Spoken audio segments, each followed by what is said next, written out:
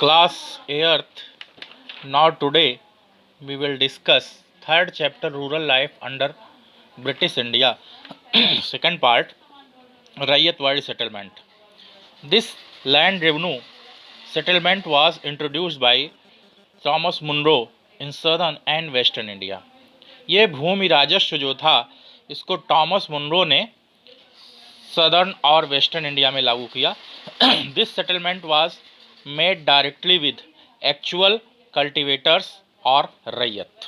ये सेटलमेंट जो लागू किया गया था डायरेक्ट रैयत के लिए या जो किसान थे, जोतने वाले थे किसान को, उनके लिए लागू किया गया था.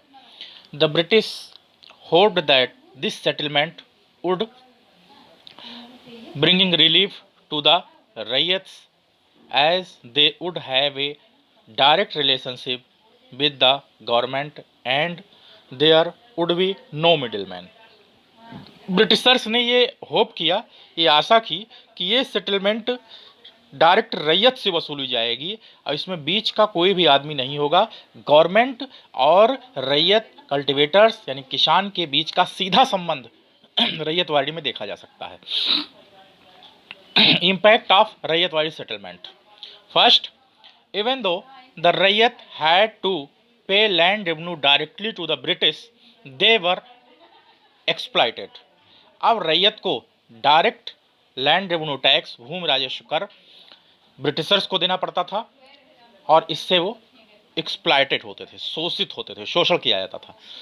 Second, the British fixed the land revenue at the high rate and the ryots were often forced to take loans from moneylenders who cheated them and often took away their land.